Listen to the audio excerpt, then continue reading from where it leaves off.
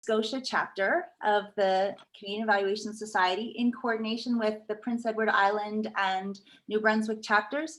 So Nova Scotia and PEI are in Mi'kma'ki, and Mi'kma'ki also extends pre-colonially into New Brunswick, and it's the traditional territory of the Mi'kmaq First Nations, who are the sacred stewards of this area.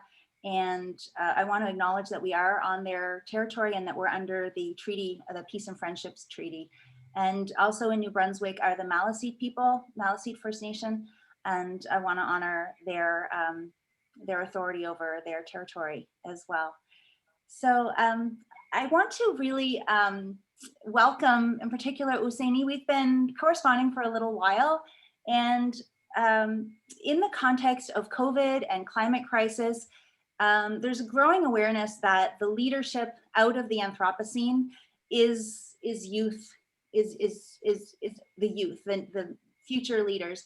And in addition to recognition that the younger populations here in Canada tend to be also in areas that are most impacted by social injustice and by environmental racism and by climate crisis, etc. For example, in the North, with very young Inuit demographic populations, and in the South with very young First Nation populations, and then globally as well, you'll look at some of the contexts that we're going to be talking about today, where the work has been youth-led and child-led. They're very young populations, and so this is the future leadership as well as the people who are most impacted by the status quo way of doing things, and who have the most skin in the game for transformation.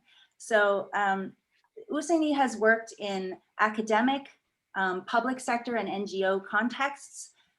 He's involved in the African Evaluation Association, which is the corollary to the Canadian Evaluation Association. He works in a way that is sensitive to Indigenous knowledge systems, and he also works across the economic, social, and environmental spheres of sustainable development.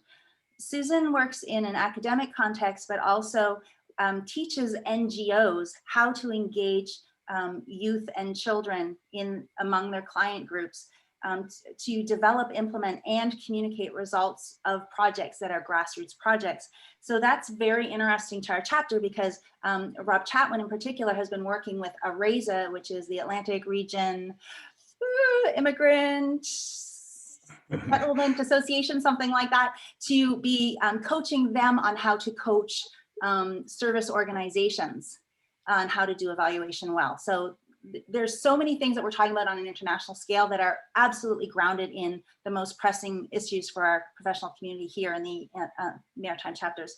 So without further ado, I would love for you to briefly introduce our third guest of honor today, and then I'd just like Evan to pop in with any of the technical notes that he needs to make, and it's over to you. Yes, thank you, Andrea. Thank you very much for the presentations. We have Rugi, who is an educator, emerging evaluator, working in Senegal. For the past 3 years, she has been working with adolescents and young people in Senegal and in West Africa, trying to promote youth-led evaluation. And with her students, she has been able to work on a project with UNICEF and Save the Children, as well as different other organizations, to try to promote food and policy research, and also trying to provide incentives to children and youth in West Africa. She teaches at the Senegalese American Bilingual School in Dakar, and she's a member of the Senegalese Evaluation Association. She's a brilliant, emerging evaluator, and we are really pleased to have her on board today to share her experience. Maybe Suzanne can add something to that. No, that's great. It's good. Yeah. So thank you very much for attending this webinar, which is going to focus on how to engage youth and children in evaluation, and what are the challenges, what are the tools that we can use to be able to effectively engage children and youth in evaluation.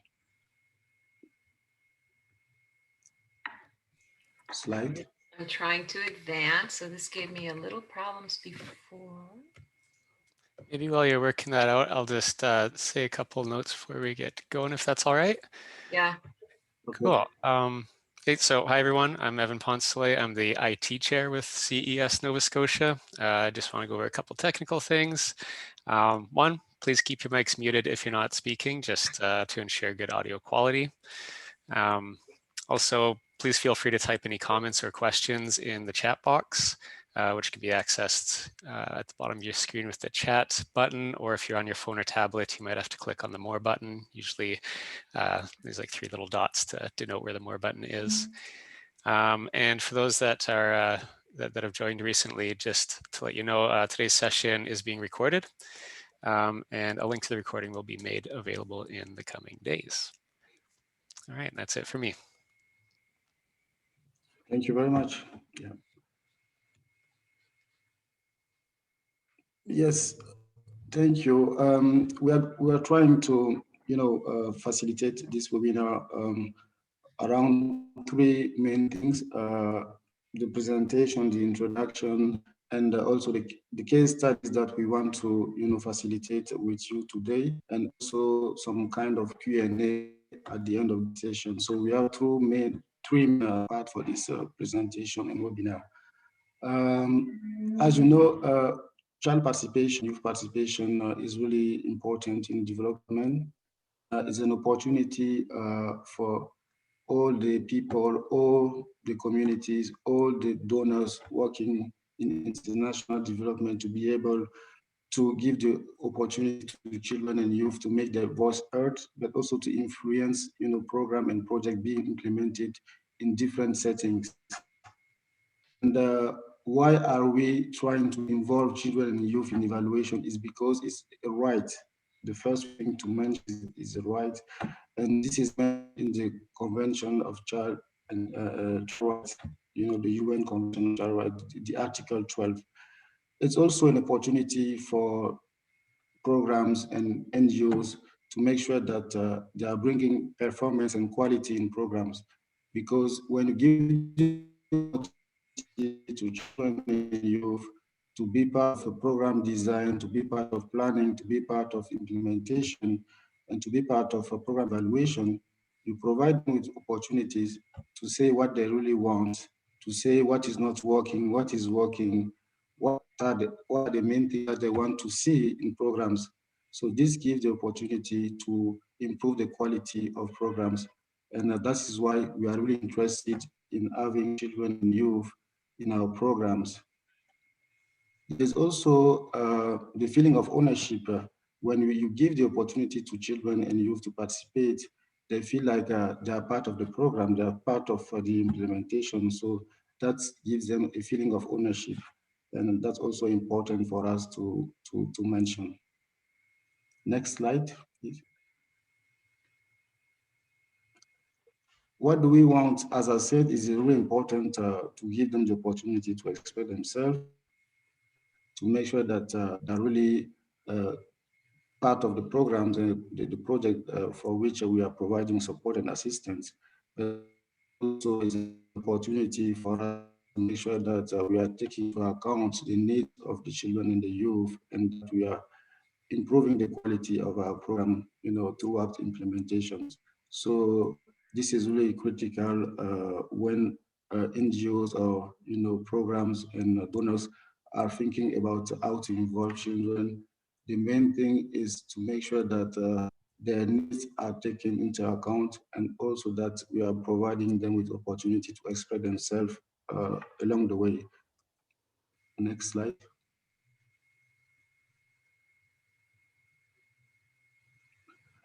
How to succeed. It's important to mention the different elements that are critical for us to make sure that we are doing the right thing.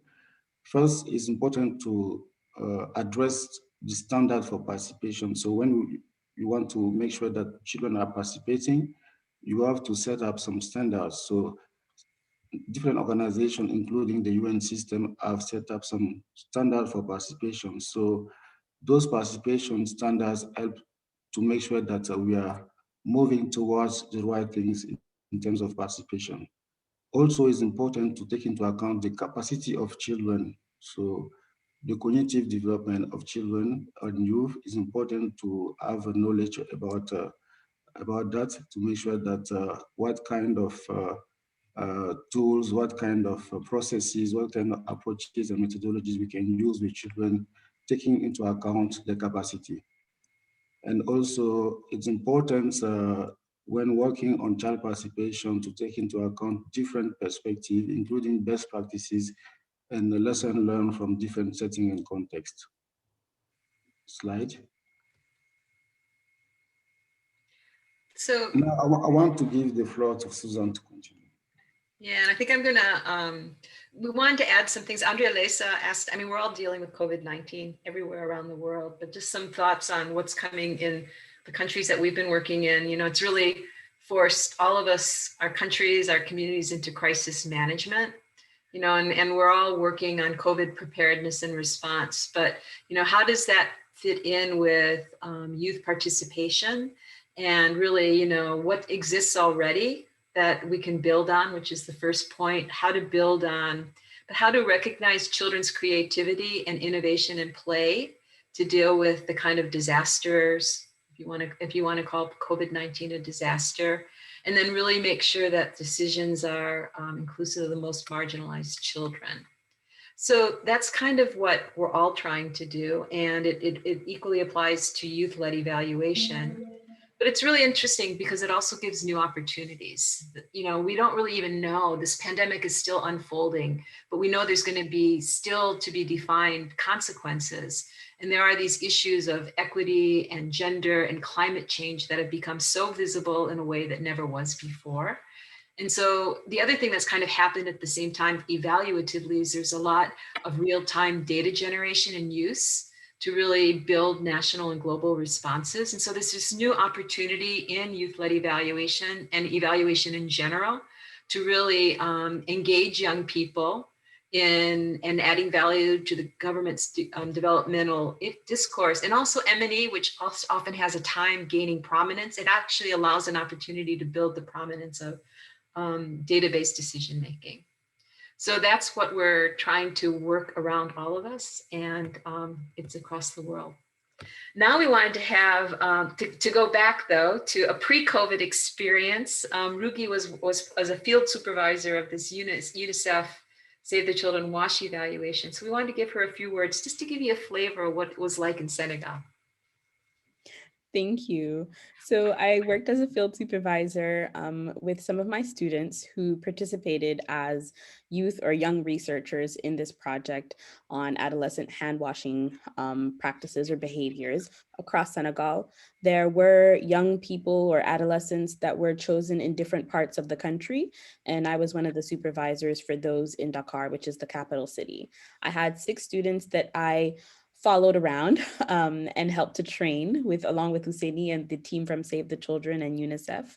And I'll mention the bad and the ugly before the good because there is so much good.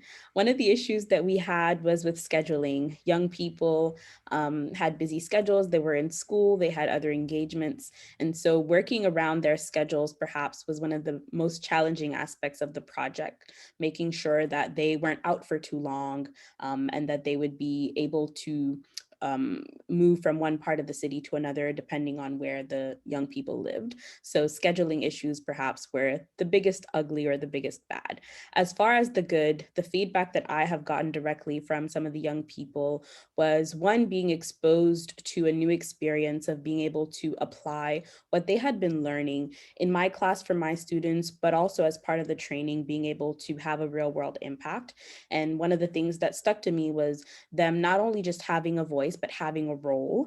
And I think that goes well in respecting the child rights. A couple of the other goods was really seen in their behavior. I saw an increase in confidence, an increase in interest for them to actually keep carrying on research and evaluations. And some of the young people who have participated in the projects used it as leverage or put it on their resumes and for applications for universities. So they gained a lot from a skills perspective, confidence, some of those soft skills, and being able to interact with young people. I want to mention that this project was very inclusive of getting people from different backgrounds, and the young people worked really well together, and they made lifelong bonds. So a lot more good than anything bad and ugly. Great, thanks. I think we're going to take questions at the end of the presentation. So just to let you know, if you have questions, you put them in the chat box, but we'll address them later. Thanks, Ruki. So we wanted to just go over some key concepts about engaging children and young people in evaluation. And all of these photos are from experiences that the three of us have had in different types of evaluations. This was actually an evaluation team of very young adolescents in Congo that I was working with.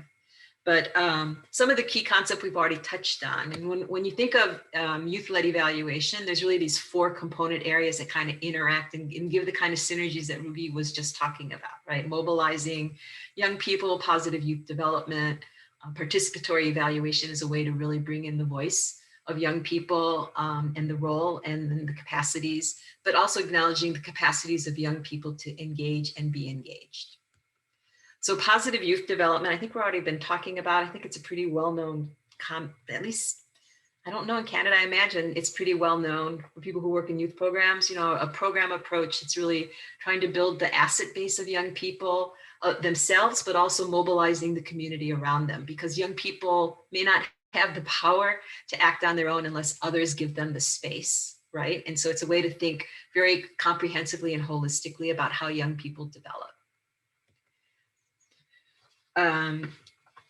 The capacities of young people to engage and be engaged is something really important to keep in mind, because, you know, young people are going through some rapid changes, you know, socially, emotionally, intellectually, and bodily, right? And so, you know, how do you engage young people according to where they are developmentally is something that you have to keep in touch. You know, you may not, the kinds of methods or the ways you engage young people who are less than 10. And actually, I've never had that experience, so I can't even talk about that, but very young adolescents and older adolescents, you know, can vary. And, you know, you might want to have to test methods to make sure that the user and the receiver of a method can really give the kind of information that's important, critical for making program decisions at the end. And then the other part, so it's in the things that you keep in mind throughout, regardless of the age, is their cognitive level, the power of young people vis-a-vis adults, and ethics. You know, there's a lot of important issues around protections and safety of young people. They're still minors, you know, and how do you take care of that? And then the other aspect is really just participatory evaluation. And you see on the left, you know, the big adult, the little tiny child, and on the right, the big child and the tiny adult. And there's a whole gradation of ways to engage young people. And you have to really be cognizant of the young people, but also what your program constraints are, and what you can and can't do. But there's a lot of decisions around participatory evaluation for those who have done it. And it's really around what's the level of control, who should participate, and what's the level of participation in participation. And there was a really interesting article just published in an international journal on child on participation, reviewing 25 years of what that means in terms of children's participation. But we can send that later. So when you look at that diagram, you know, there's different ways, if you think of it as a continuum, how young people and adults might engage in evaluation. And on the left, it's really, you know, very not favorable, where in the classic sense, the young person is the study subject, and they're there to give responses to the adult driver of an evaluation. And then all the way to the end, where there's more sharing of power and decision-making, till you get to a place that maybe not many actually ever arrive at, but it can, and it has been done, is where really the young people are taking all of the steps in the decision making, and the adults are there to support or maybe not even be needed at a certain point. And so it's just to think about those things as you're thinking about how you're going to engage young people. So I'm passing it to Kinda now.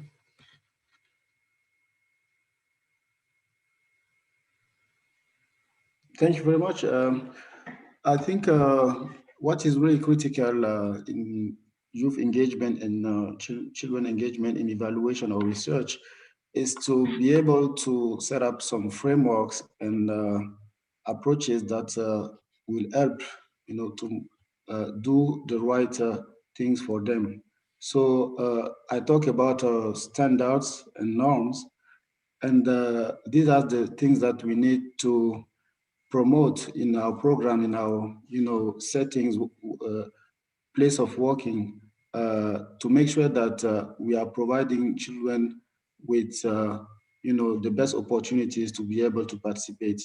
So at international level, we have different standards and frameworks that can help to include children or involve them in program design, in program implementation, in evaluation. So it's important to make sure that we refer to those standards and norms when working with children and youth. So first thing for us is to have those standards, to understand what we want for children, what we are looking for, and to make sure that all the staff and the NGO senior management team, they understand really what we are looking for in terms of children engagement, or in terms of children involvement in evaluation. So based on that, I want to present, to share with you 9 standards, international standards that we are currently using to involve children in evaluation or research. And those standards, are based on standards from Save the Children or UNICEF. So you can find them, online, or using, the guidance book of Save the Children or UNICEF. First thing is to make sure that everything is transparent and informative. Like if you are conducting an evaluation with children and youth, you have to make sure that you let them know what you are really looking for. You share with them the information so that they understand what you are looking for. If you are conducting an evaluation on female genital mutilation or on food distribution, you have to make sure that they understand what you are looking for, and then they can decide to participate or not. Participation should be voluntary, so children and youth, you have to provide them with the information and let them know that they can withdraw from the evaluation or the research at any time. So that's really important for them to know when conducting an evaluation with children and youth. The other thing that is important to mention here is the relevance of participation. So how do you make sure that the questions that you are going to explore during your evaluation make sense for children?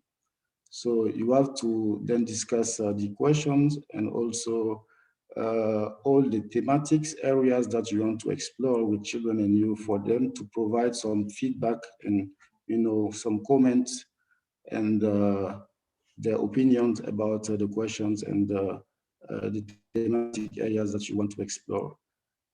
If you want to use some tools, they have to be child-friendly or youth-friendly, so that it will be easier for them when they go to the field to survey adults or their peers.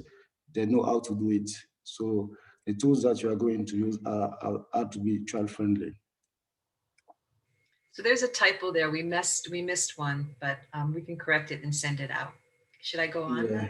Yes. All right, yes. that's my fault, my translation fault.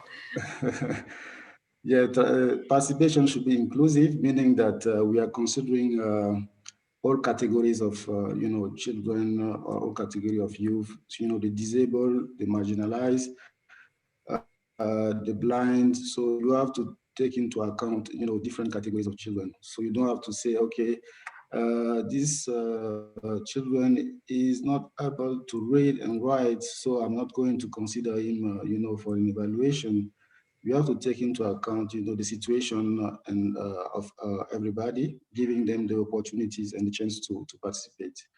And when working with children and youth in evaluation and or research, you also need to make sure that you are providing them with safe place, safe settings. So you have to make sure that you are not exposing children and youth, at risk. So that's important. It's also a critical norm and standard to take into account.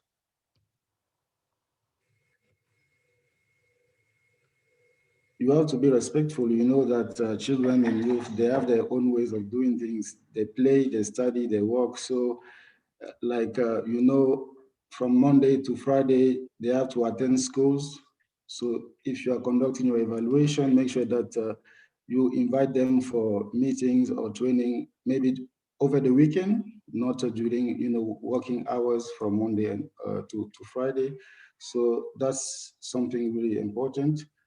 And for the staff who will be working with children and youth, you have to train them on different standards to make sure that they sign the code of conduct. They give, you know,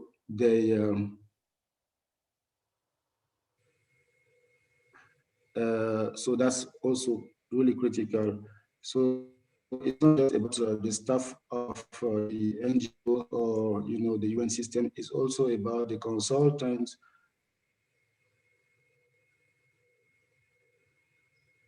code, you know, agreement and approval about the respect of children, you know, rights, and also the code of conduct of the organization they are working with. And the last thing that I will mention here, which is really critical, is accountability to children. So we not just conducting with them, we have to make sure that at this stage of the evaluation, we provide accountability is really important, like involving them in sharing the result or disseminating the result of the evaluation is critical, and giving them the opportunity to talk and express themselves about the use of the evaluation reports is also important. Some standards that you can use to make sure that you are doing the right thing in terms of involving or in terms of providing children with platforms and opportunities to be part of evaluation. So in summary, it's important to respect the safety of children as respondents and evaluator. That's important. It's also critical to conduct risk assessment or risk analysis when conducting evaluation to make sure that we are not putting children to do that. It's important to get the consent of children and also their parents. It's important to make sure they can withdraw from the evaluation or the research at any time they want. So these are the things that you have to convey when you are conducting evaluation of children and youth. And the evaluation team has to be trained on the standards and ethical about children and youth. Those things are really critical. Next.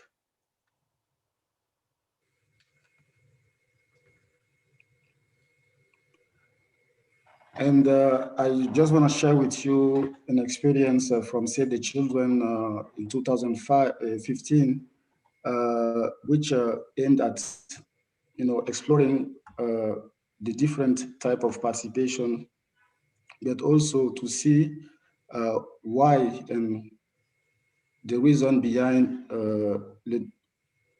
the challenges and also the differences in the Middle East, in Europe, in different settings. So that was this kind of study to map out child participation based on different type of participation.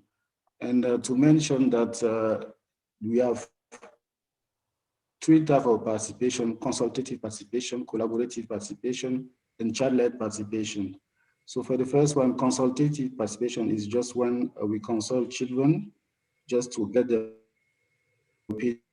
evaluation, but we are not collaborating with children. We are just asking them, you know, their opinions about a particular topic, child participation or food distribution or female genital mutilation. So we are consulting them. And participation type is collaborative participation. So in that type of participation, we collaborate with children and youth. We set up the terms of design the terms of reference together. We set up we design the tools. We do everything together, and we go to the field together. We collect the information data together. So everything is done in a collaborative way. Then the last type of participation that we can consider is child-led or youth-led participation. And in this type of participation, youth and children, they take the lead. They are the one, leading the evaluation, but they can consult adults to get their opinions about, the whole process, the tools that they are going to use and everything. So this study has been very useful. It shows how participation, can be done at different stage of a program, but what are the issues, the main challenges in terms of participation?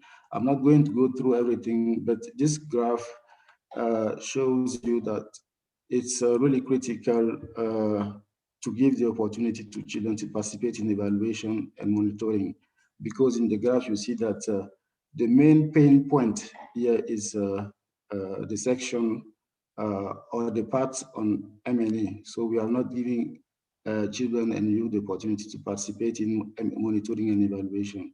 So it's drawing our attention to the fact that to get quality programs is important to give them the opportunity to participate, not only in program planning, situation analysis, implementation, but also to involve them in monitoring and evaluation and giving them the opportunity to provide feedback about our programs.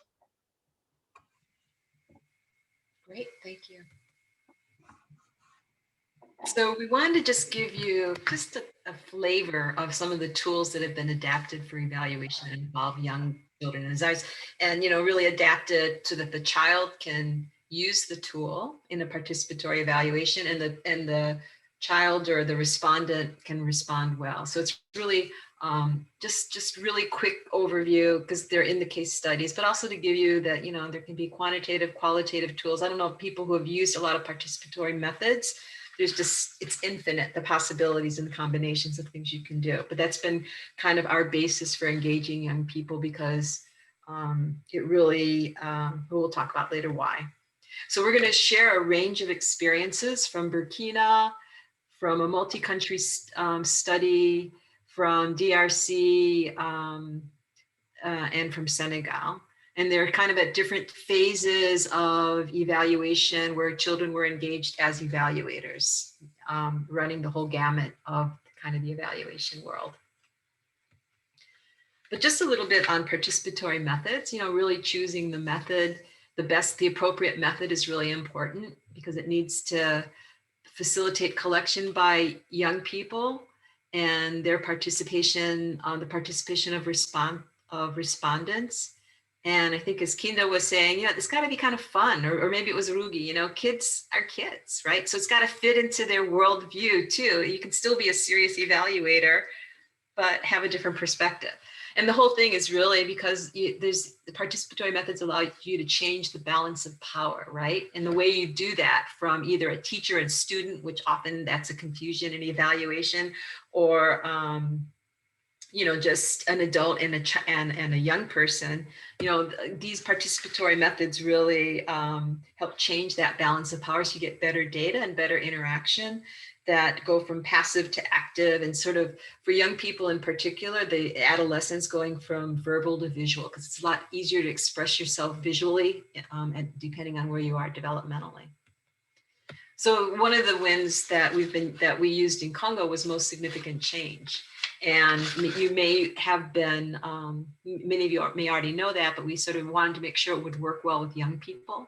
But most significant change is gives children and adults this opportunity to express themselves in a narrative story form about some concrete changes, both positive and less positive that a program brought about. And it's all centered around a question that is something like at left. And then what was the most important change that happened due to Project X? It could be personal, it could be professional, it could be school-wise, home, you know, in the home. So, and why it wasn't important.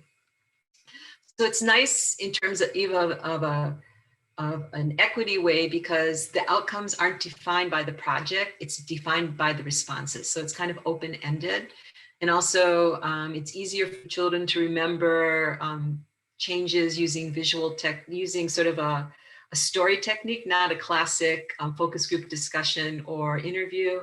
And with the younger adolescents, you know, they may be able to be great at collecting the story, but it may be harder then to put it into a narrative form because the analysis is done of a written story.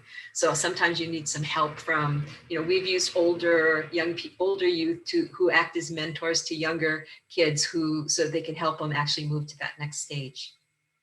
So here's just one from Congo, you know, the young girl is actually collecting a most significant change story from a young boy. They're both club members, but she was trained to be the evaluator and he's just a regular club member. And you can just sort of see the kind of quality that you get to actually help you look at like gender shifts.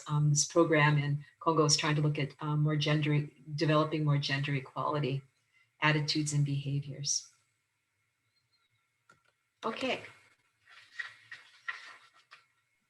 So for body mapping, it's a qualitative tool, or a qualitative and visual tool at the same time. Mostly it is used through interviews or focus group discussions led by young people themselves.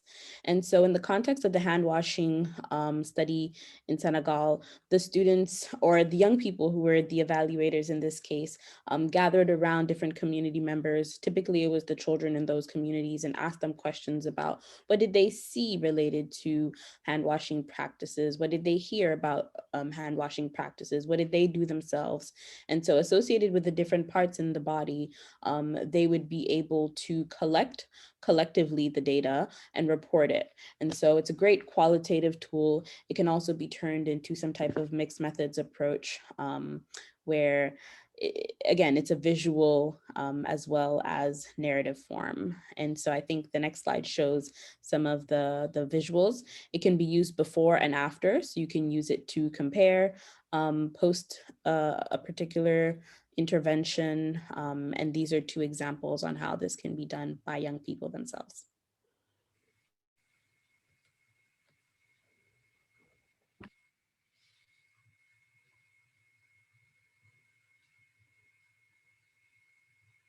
Kinda, you're on mute.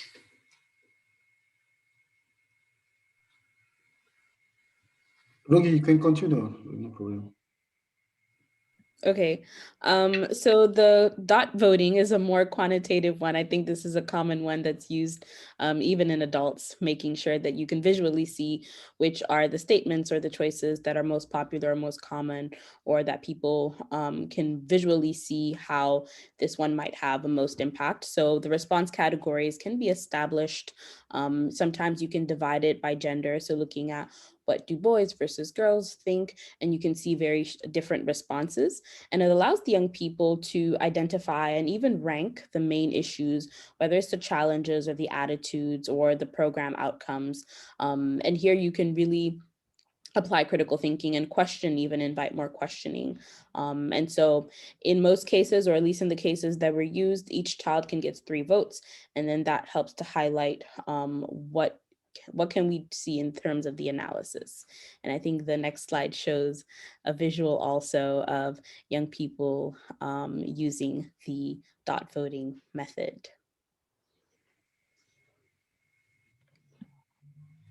Thank you, Rugi. I wanted Rugi to present, the dot voting because she used the tool with a student in Senegal in other settings. So yes, it's good to have her explaining the tool and the application of the tool. Another tool that among other tools that we've been using to involve children and youth is Photovoice. We've used Photovoice in West Africa, in Central Africa, in Congo, in Senegal, in Guinea.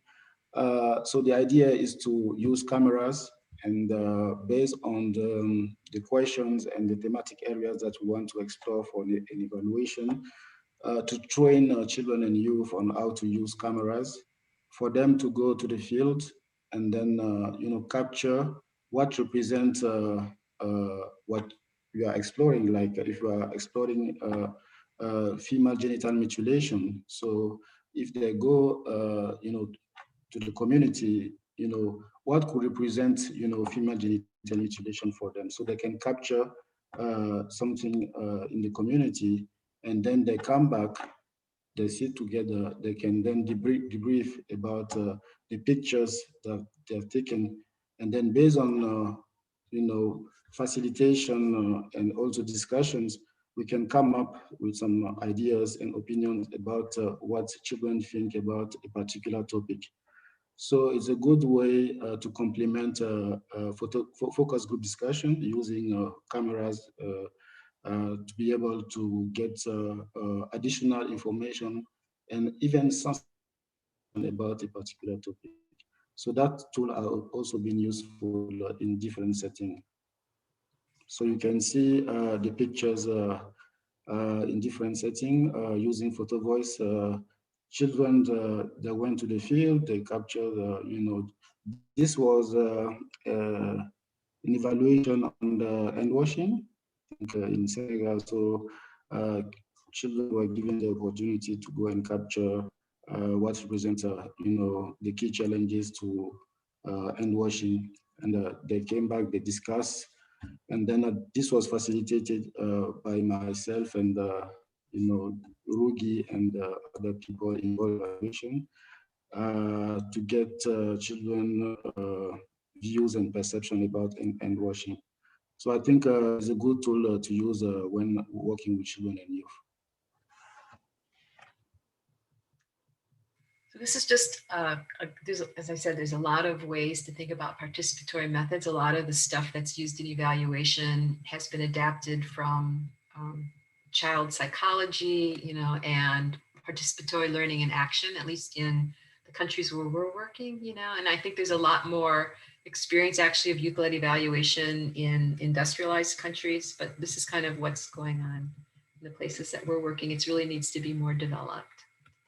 But it's really interesting things to think too about evaluation opportunities during COVID-19 for young people. And so Kinda and I did a little look on just to sort of get an understanding of what's going on. And there's not a lot out there yet, actually. And I think it's because we're still in the middle of a pandemic. And so what you find is mostly gray internet blogs and things, but there's some really nice ideas about how to think about it when you're working in contexts where maybe people aren't gathering the way they used to. And what does that mean for how do you adapt evaluation, especially evaluation led by youth, right?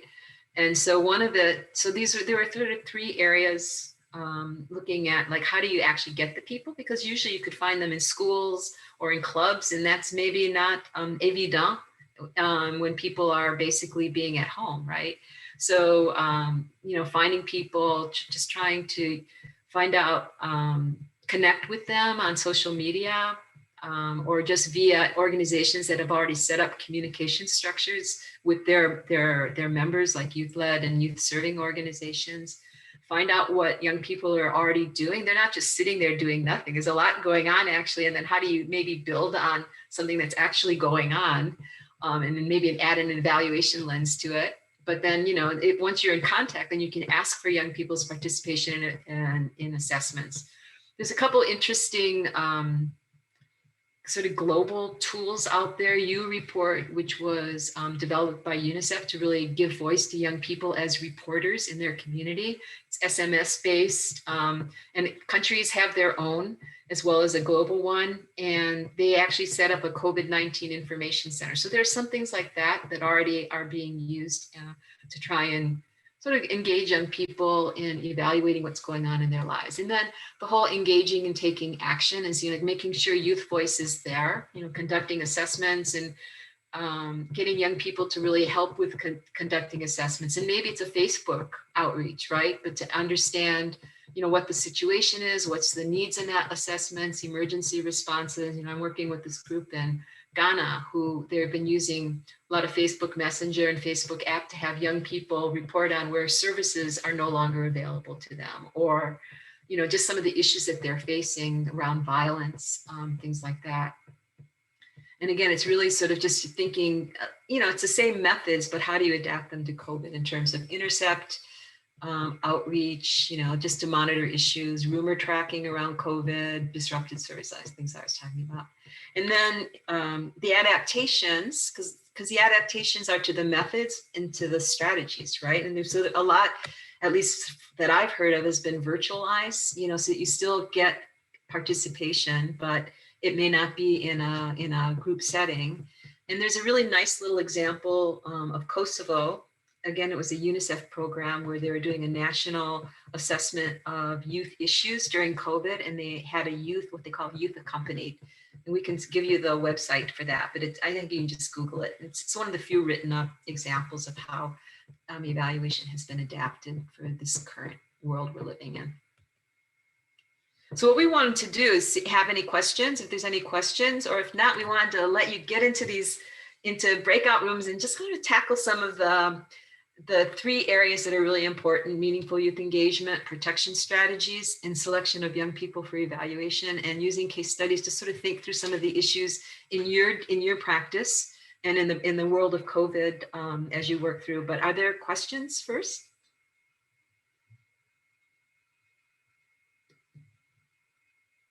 And we're not monitoring the chat box, so I don't know if there's questions that have come up in the chat box.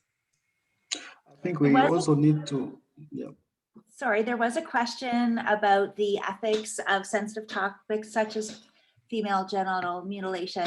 And you did mention that part of your standards would be community approval for what you're going to be asking and the topics you're going to be covering. But would you like to speak any more about the ethics of doing no harm through the subject matters that you're approaching and the way you frame the questions?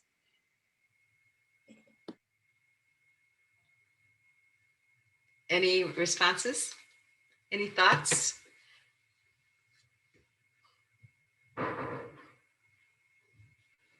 Thank you for the questions. I think what we've done for female genital mutilation like in Senegal or in the Gambia was to make sure that for the evaluation, community leaders and also the implementing partners are involved in the design of the terms of reference to make sure that the question that we are going to explore in the communities in Gambia are really, we know that they are sensitive, but we want to discuss with them to make sure that we are doing it the right way. So what are the considerations that we need to take into account, when designing our approach, what kind of approach we have to use when surveying different categories of people, the parents, the youth in the communities, the community leaders, and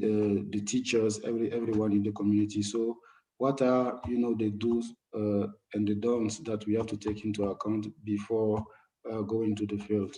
And as I said, when the children and youth are involved, we also try to make sure that we have the opportunity to have safe place for them to survey adults. Like we can select a school and invite community leaders or parents and teachers, other type of community members who are involved in the program to come to a safe place, so a school or another place to be able to survey children. And I think one thing that we also take into account, if we have to children disease, we can also provide them with some insurance policy so that when we travel with them, they are covered by an insurance policy. So there are different ways of protecting them, doing no harm, providing them with safe place. But it depends on the type of evaluation that you are doing and the thematic areas that we're exploring. So based on the community's feedback, you can adapt your questions, your tools, and also see how you can, involve children and youth to make sure that they are not exposed at risk. Yeah, Maybe so Suzanne even, can add. can I just add, I think, especially like for something like FGM or some of these really, really culturally embedded practices that have harmful effects. How do you, so there's these power imbalances too about people. And so it's really like teaming up a young evaluator to talk with young people that may not be appropriate for a young evaluator alone to go talk with a leader about such an issue. So maybe that person gets teamed up with an adult so that you sort of kind of think about power dynamics too as you're going about doing it with great respect and cultural understanding, as Kinda's saying. Any other questions?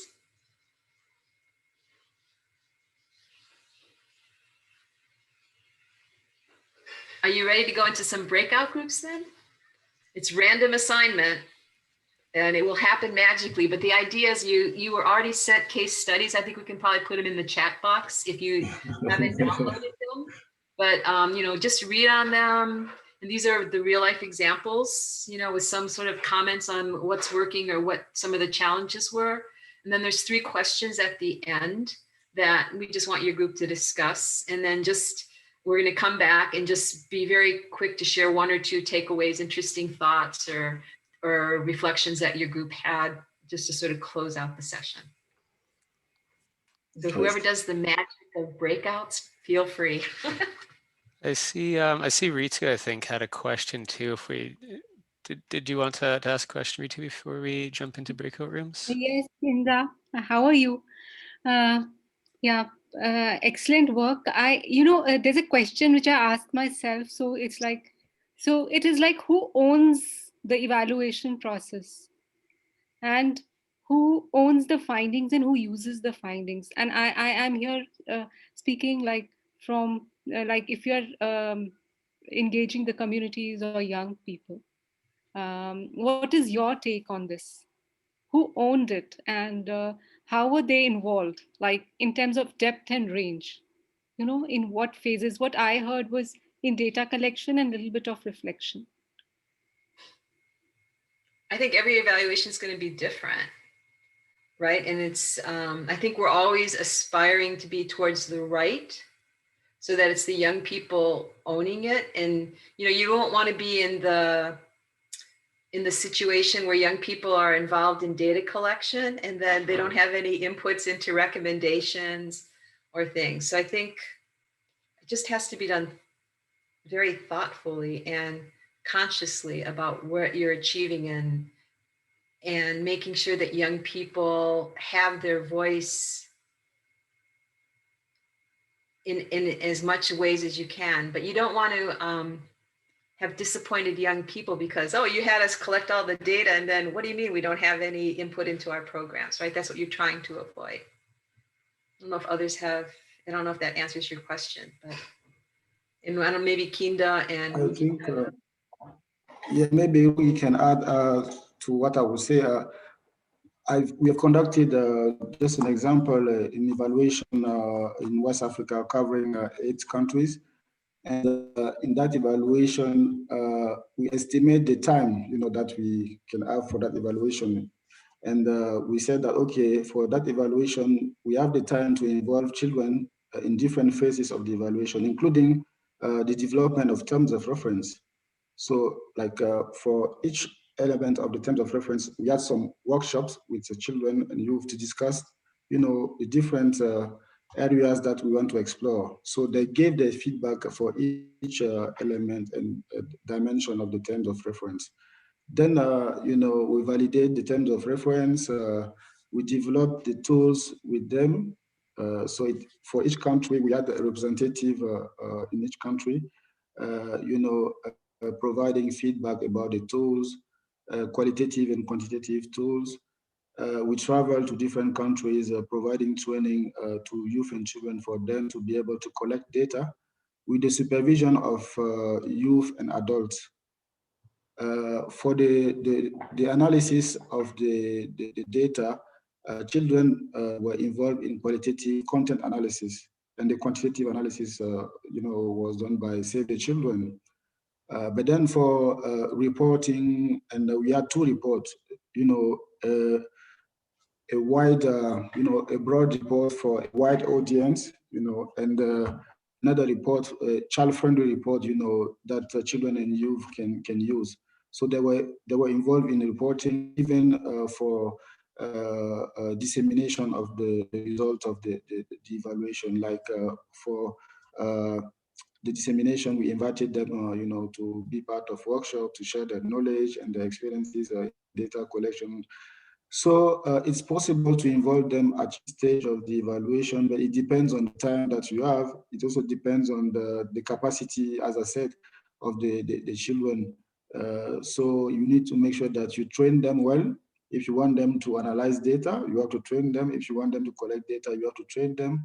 So it requires some resources. If you have the resources to do it, then fine. So you have to adapt your strategy based on your time, your resources, and the capacity of the children.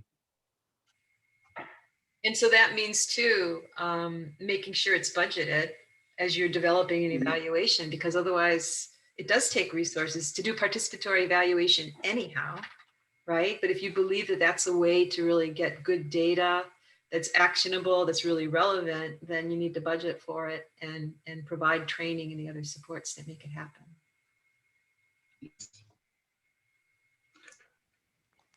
Any other questions? Does that sort of answer it, Ritu? Yes, super. Keep it going. Yes. And for the tools, I would just want to let you know that we, as Susan said, you can reach out to us if you want after the webinar. These are, a couple of tools that we presented, but we have a lot of tools, gender responsive and other tools that can be shared with you. So feel free to reach out to us if you need more information about tools. Yeah. Good. So should we, I think we're maybe have a little less time for the breakout, but do you want to go into the breakouts? I think it's going to be really useful. It helps give you a better sense of some of the issues when you're working with young people as evaluators. So I think let's go for, I think we said, how many minutes did we say? 40? Can we just try for 30 maybe? Not even 30, say 20 so that we can have a debrief. Sure. How many breakout rooms would you like? We are at 29 participants. Unfortunately, a few people had to leave early, they've said, but we're at 29 right now. I don't know, we could do 10 in a group, 3 groups, or, you can work independently because they're case studies that are they're designed to be just looked at independent without a facilitator. So either 6, I'd say 6 or 3. And then if we do 6, 1 and 2 would do case study 1, 3 and 4, case study 2, 5 and 6, case study 3, or something like that. Okay, so 6 breakout rooms. Perfect. So remember your assignment. Okay, so and if you put the case studies in the chat box, if people didn't download them already. Are you able to put those in the chat box, Andrea Lisa, if you haven't already? I will play around and I will find them in my email and I will see if that works. Well, we sent them earlier, so you may have them. So, okay. Thanks. See you in 20. Okay, I'll just getting this set up. I'll be just one moment. Okay. All right, people should be getting notifications to join the rooms.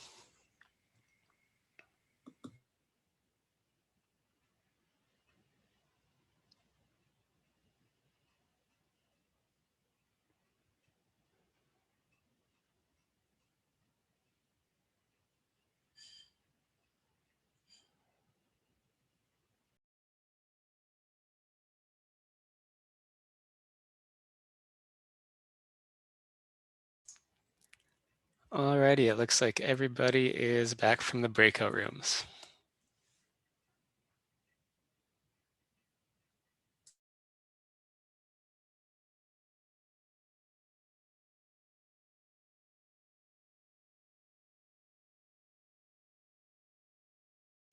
I think you're on mute there, Susan. Yeah, Rugi, you're going to do the debrief. You're going to lead it. We all join in. So are you seeing my screen still or no? Just want to make, doesn't look like it. Okay. There.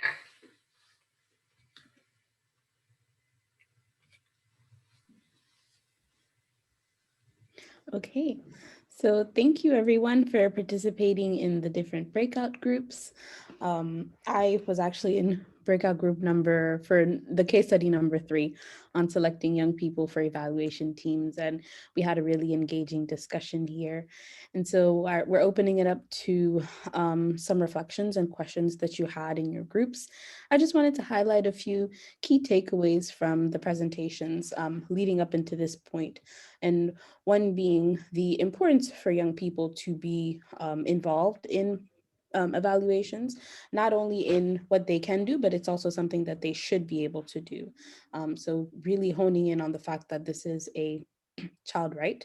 And the second, looking at the context of COVID, it does present its challenges, but we also talked about some of the opportunities and some of the barriers that it can overcome, and keeping in mind that also it presents a new set of challenges. And so I think that was one of the questions that was perhaps posed in each of the different case studies. So we would love to open it up to some of your questions or reflections or enlightenments based on these. Perhaps starting with case study number 1 on the meaningful youth engagement. Is there perhaps a group representative who would like to share? Or anyone in particular? I think it's just open mic. Okay, it's open mic. So please, you may feel free to unmute yourself at this time and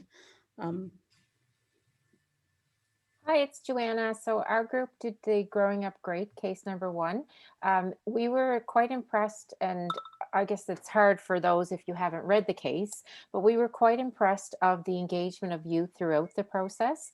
And one of the first questions is, in what steps of the evaluation process were young people most engaged? And so the group felt that through the data collection phase, they were impressed in how youth were engaged. Youth were actually trained up on how to conduct interviews. There was a mentor that was involved in the interview process, but the youth actually did the interviews themselves, and the mentor was there to observe from a distance and also provide feedback to help inform the process and help improve the skills of the youth over time. So thank you. thank you. Would anyone else who looked at case study number 1 like to share?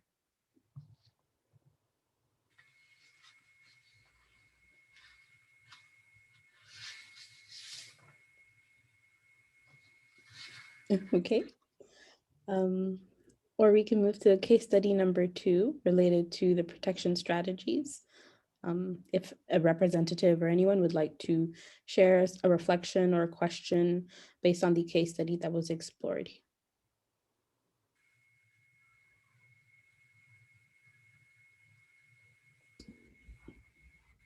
Hi, I can say a few things about our discussion around case study number 2 and working group 3.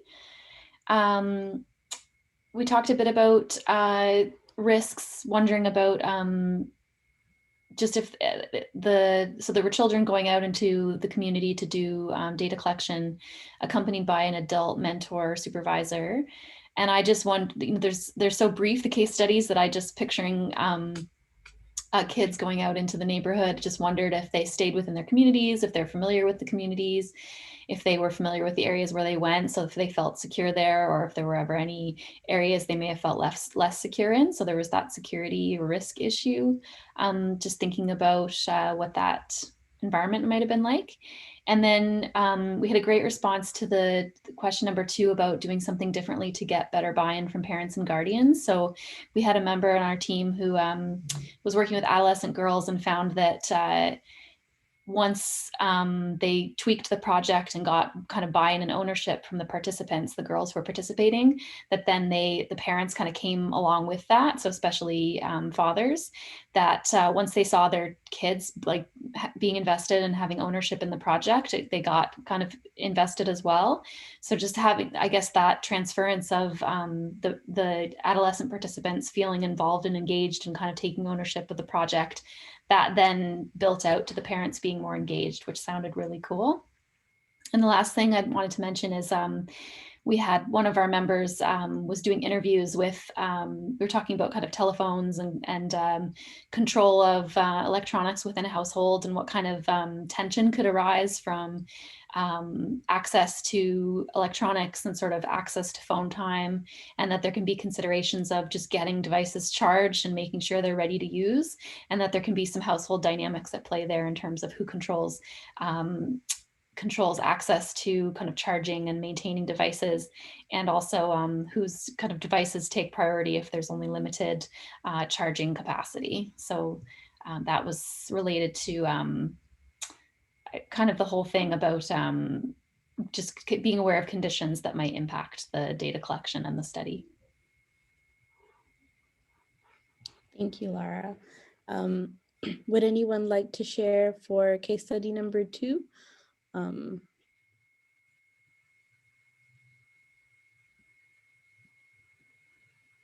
Or for case study number 3, I was part of one of the group, but I'll let my group members intervene.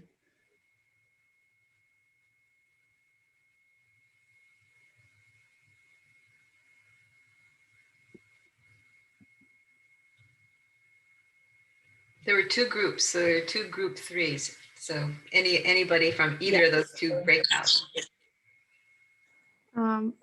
Okay, if nobody's going to speak up, I'd like to share what we discussed, and I was with Susan.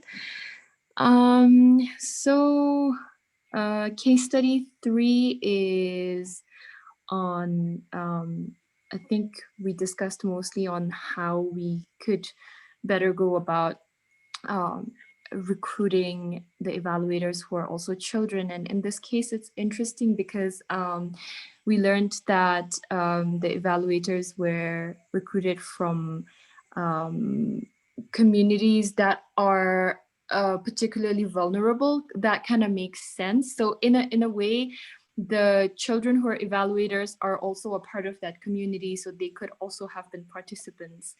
And that kind of leads us to ask what is in it for these children as evaluators. So what's the kind of ethical component that we may have to reckon with as people who are recruiting the evaluators, or even how we could go about thinking of some ways to protect these children while they're doing their field work. We talked about a way that we could solve this by having the supervisors being termed as mentors or coaches, which kind of reduces the power balance. And we had someone in our group, I think it was Laura, who said that when we have monitors, it's not really about how we want to see like the kids do their evaluation, whether they're doing it well or not, but rather it's to kind of be there and monitor the situation really and see the kind of pressure that they may fall under. So I think we had more questions than answers really by the end of the session. Yeah, that's what we talked about. Thank you. Would anyone from the second group also like to add or share based off of the group discussion?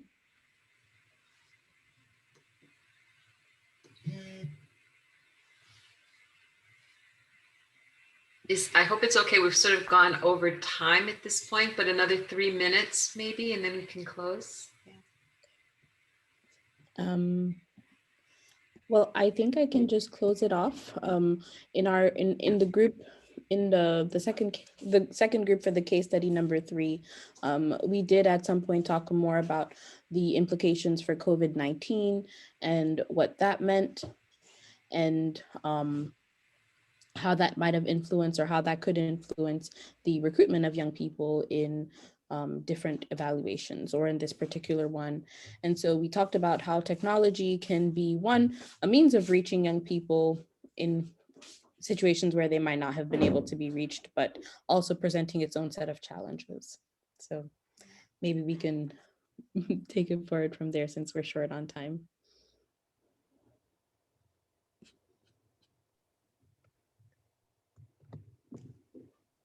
Hi, it's okay. If it's okay, I'd just like to go back to case study number 2 very quickly, just to highlight, I thought a very important point that Mr. Kinda provided was that in the hand washing program evaluation, they use the strategy of protection in having insurance, ensuring insurance was available for the children that were participating, so that if there was any injuries or anything else related that could require them to have need some care, they would have that supported. So I thought that was actually a really important point. I don't think we often hear about that coming forward, and particularly in terms of planning your evaluation from a budgetary standpoint, I think that would be considerable to look at. Certainly the other point of power dynamics and power structure, it was another one that was brought up, and I think that was highlighted as well in one of the individuals that were presenting. And the third point was really in terms of the initial selection of the children to participate, and who could participate, was the organizations involved. And I think that care needs to be considered in that case as well, because if there are organizations that might be perceived as political or have other dynamics, that could have a negative influence on the project. So thanks for giving me the time to say that. Thank you. I think if there are any more last reflections or questions before we close it out. Burning questions or comments. I noticed that there was nothing specific to non-binary gender children.